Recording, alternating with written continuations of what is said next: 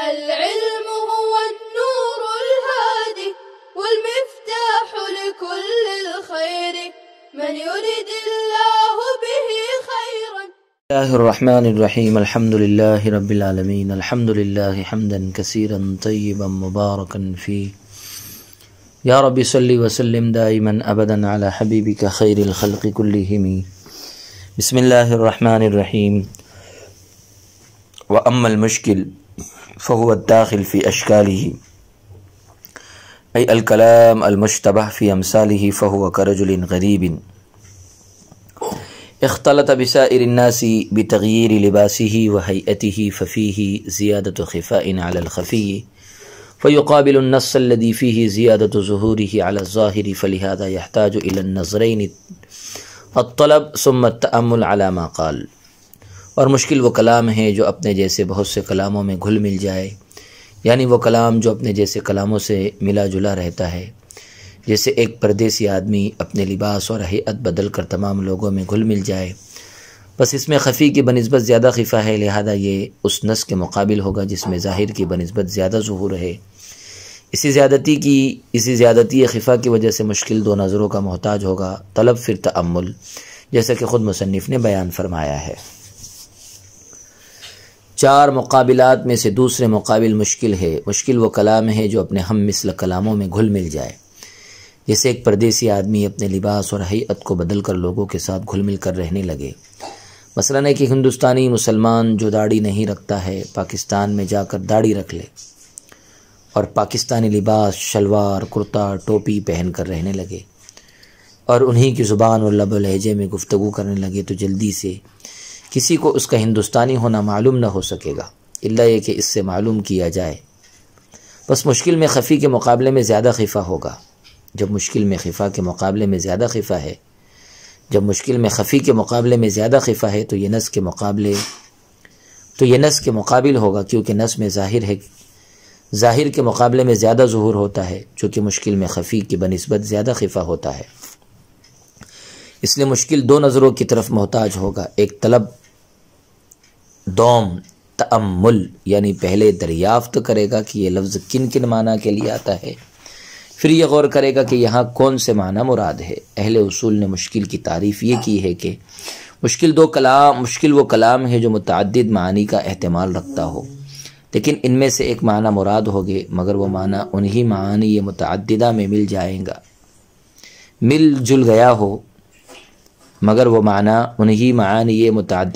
جل گیا ہو، بس اس ملنے جلنے کی وجہ سے وہ معنی مخفی ہو گیا۔ وحکمہ اعتقاد الحقیۃ فیما هو المراد ثم الاقبال على الطلب والتأمل فيه الى ان يتبين المراد، أي حكم المشكل أول هو اعتقاد الحقية فيما كان مراد الله تعالى بمجرد سماع الكلام، ثم الإقبال على الطلب أي أنه لأي معنى يستعمل هذا اللفظ، ثم التأمل فيه بأنه أي معنى يرادها هنا من بين المعاني فتبين المراد۔ مشکل کا حکم اس کلام سے شارع کی مراد کے حق ہونے کا اعتقاد رکھنا ہے، پھر طلب کی طرف متوجہ ہونا ہے اور اس میں تأمل کرنا یہاں تک کہ مراد ظاہر ہو جائے۔ یعنی مشکل کا حکم یہ ہے کہ سنتے ہی سب سے پہلے اس کلام میں اللہ تعالیٰ کی جو مراد ہے اس کے حق ہونے کا اعتقاد ہو، پھر طلب کی طرف توجہ ہو، یعنی یہ کلام کس کس معنی میں مستعمل ہے، پھر اس میں یہ تأمل کرنا کہ اس جگہ معانی میں سے کون سے معنی مراد ہے، بس کلام کی مراد واضح ہو جائے گی۔ مشکل کا حکم یہ ہے کہ سب سے پہلے کلام کے سنتے ہی اس بات کا اعتقاد ہو کہ اس کلام سے اللہ تعالیٰ کی جو مراد ہے وہ حق ہے اور واقع کے مطابق ہے، اس کے بعد طلب کی طرف توجہ ہو، یعنی یہ معلوم کرے کہ یہ لفظ کس کس معنی کے لیے مستعمل ہے، پھر یہ غور کرے کہ اس جگہ کون سا معنی مراد ہے، بس اس طلب اور تأمل کے بعد کلام کی مراد ظاہر ہو جائے گی۔ ومثاله قوله تعالى فأتوا حرثكم أن شئتم، فإن كلمة أن مشكلة تجيء تارة بمعنى من أين، كما في قوله تعالى أن لك هذا، أي من أين لك هذا الرزق الآتي كل يوم، وتارة بمعنى كيف، كما في قوله تعالى أن يكون لي غلام، أي كيف يكون لي غلام، فأشبهها هنا أنه بأي معنى هو، فإن كان بمعنى أين يكون المعنى من أي مكان شئتم قبلا أو دبرا فتحل اللواطة من امرأته، وإن كان بمعنى كيف فيكون معنى بأي كيفية شئتم قائما قاعدا مضطجعا فيدل على أو قاعدا أو مضطجعا فيدل على تعميم الأحوال دون المحال. فإذا تأملنا في لفظ الحرس علمنا أنه بمعنى كيف، لأن الدبر ليس بموضع الحرس، ليس بموضع الحرس بل موضع الفرس، فتكون اللواطة من امرأته حراما، لكن حرمتها ظنية حتى لا يكفر مستحلها، وهذه اللواطة هي المقيسة على الوطي في حالة الحيز بعلة الأذى لعلة الأذى دون التي من الرجال، لأن حرمتها قطعية ثابتة بالكتاب والسنة والإجماع على ما كتبنا كل ذلك في التفسير الأحمدي. فمثل هذا المشكل يمكن أن يدخل في المشترك الذي رجح أحد معانيه بالتأويل فصار مؤولا. اور مشکل کی مثال باری تعالیٰ کا قول فَأْتُوا حَرْثَكُمْ أَنَّا شِئْتُمْ ہے، اس لیے کہ کلمہ انا مشکل ہے، کبھی من اینا کے معنی میں آتا ہے جیسا کہ باری تعالیٰ کے قول انا لکی ھذا میں ہے، یعنی ہر روز آنے والا یہ رزق تمہارے پاس کہاں سے آتا ہے، اور کبھی کیفہ کے معنی میں آتا ہے جیسے انا یکون لغلام میں ہے، یعنی کس طرح مجھے بچہ ہوگا، بس یہاں یہ اشتباہ ہو گیا کہ انا کس معنی میں ہے، چنانچہ اگر وہ من اینا کے معنی میں ہو تو معنی یہ ہوگی کہ تم جس جگہ سے چاہو آؤ، سامنے سے یا پیچھے سے، اس معنی کی بنا پر اپنی بیوی کے ساتھ لواطت حلال ہوگی، اور اگر کیفہ کے معنی میں ہو تو معنی یہ ہوگی کہ تم جس حالت سے بھی چاہو آؤ، کھڑے ہو کر یا بیٹھ کر یا پہلو کے بل لیٹ کر، یہ معنی احوال کے عموم پر دلالت کرتے ہیں، مقامات کے عموم پر نہیں۔ بس جب ہم نے لفظ حرث میں غور کیا تو معلوم ہوا کہ انا کیفہ کے معنی میں ہے، نہ کہ کیونکہ دبر کھیتی کرنے کی جگہ نہیں بلکہ وہ تو پاخانے کی جگہ ہے، لہذا اپنی بیوی کے ساتھ وطی حرام ہوگی، لیکن اس کی حرمت ظنی ہوگی، چنانچہ اس کے حلال سمجھنے کو کافر نہیں کہا جائے گا، اور یہ وہی لواطت ہے جس کو علت ازا کی وجہ سے وطی فی حالت الحیض پر قیاس کیا گیا ہے، نہ کہ وہ لواطت جو مردوں سے ہوتی ہے، اس لیے کہ اس کی حرمت قطعی ہے، کتاب سنت اجماع سے ثابت ہے، جیسا کہ ہم نے اس کو پوری تفصیل کے ساتھ تفسیر احمدی میں لکھا ہے۔ بس اس مشکل کی مثال ممکن ہے اس مشترک میں داخل ہو جس کے معانی میں سے ایک معنی راجح ہو گیا ہو، پھر وہ مشترک مؤول ہو گیا ہو۔ شارح رحمۃ اللہ علیہ نے مشکل کی مثال میں باری تعالیٰ کا قول فَأْتُوا حَرْثَكُمْ أَنَّا شِئْتُمْ ذکر کیا ہے، اس طور پر کہ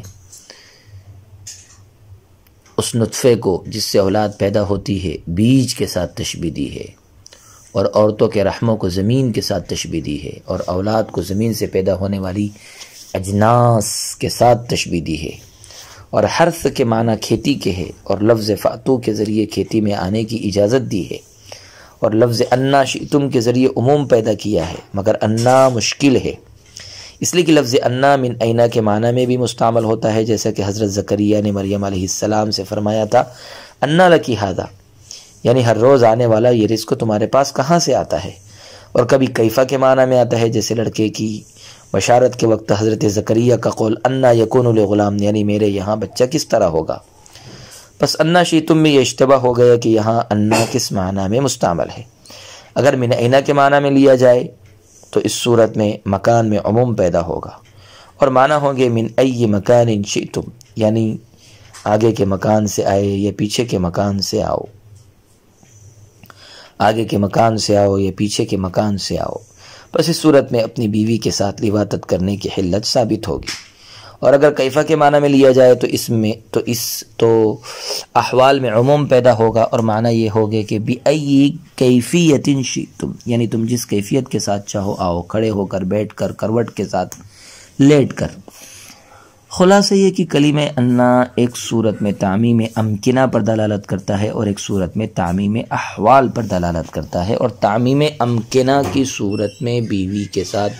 لواطت کی حلت ثابت ہوتی ہے، اور تعمیم احوال کی صورت میں لواطت کی حلت ثابت نہیں ہوتی۔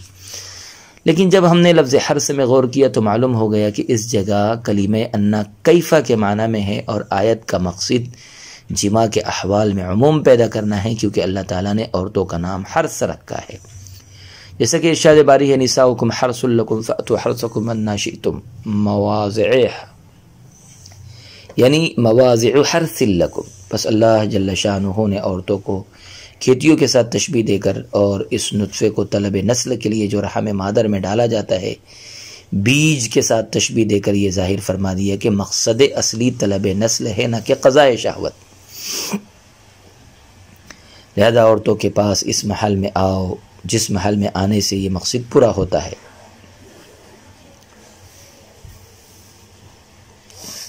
یعنی محل حرث میں آؤ، اور اس کا تمہیں اختیار ہے کہ جس طرح چاہو آؤ، کھڑے ہو کر آؤ، بیٹھ کر، پہلو پر لیٹ کر آؤ۔ اس کی تاکید اس حدیث سے بھی ہوتی ہے کہ یہود کا خیال یہ تھا کہ اگر کوئی شخص اپنی بیوی کی فرج میں جماع کرے، مگر فرج میں یہ جماع دبر کی جانب سے ہو تو بچہ بھینگا پیدا ہوتا ہے۔ یہود کے اس خیال کی تقلید کرنے کے لیے باری تعالیٰ نے فَأْتُوا حَرْثَكُمْ أَنَّىٰ شِئْتُمْ آیت نازل فرمائی، اور یہ فرمایا کہ فرج میں جماع جس کیفیت کے ساتھ بھی ہو درست ہے، اور یہود کا خیال غلط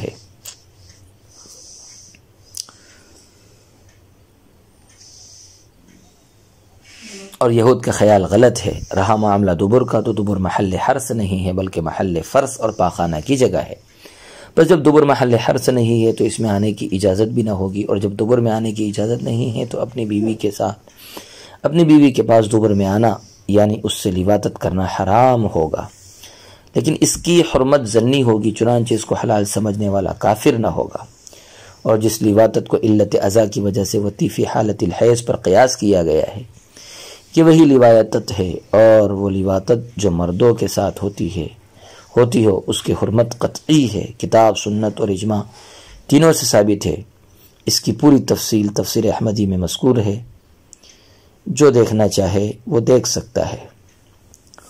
بہرحال جب دبر میں آنے کی اجازت نہیں ہے تو آیت میں محل کے اعتبار سے عموم نہ ہوگا، اور جب آیت میں محل کے اعتبار سے عموم نہیں ہے تو کلمہ انا اینا کے معنی میں بھی نہ ہوگا بلکہ کیفا کے معنی میں ہوگا۔ بہرحال غور کرنے سے یہ بات ثابت ہو گئی کہ کلمہ انا اینا کے معنی میں ہے، انا کے معنی میں نہیں ہے بلکہ کیفا کے معنی میں ہے۔ شارح کہتے ہیں کہ اس قسم کا مشکل یعنی کلمہ انا ممکن ہے اس مشترک میں داخل ہو جس کے چند معنی میں سے ایک معنی تعویل کے ذریعے راجح ہو، اور وہ مشترک معول ہو جائے۔ یعنی مشکل ہونے کی ایک صورت یہ ہے کہ ایک کلمے کے چند معنی ہوں مگر پھر تعویل کے ذریعے ایک معنی کو ترجیح دے کر معمول بھی قرار دیا جائے، بس تعویل کے بعد مشترک معول ہو جائے گا۔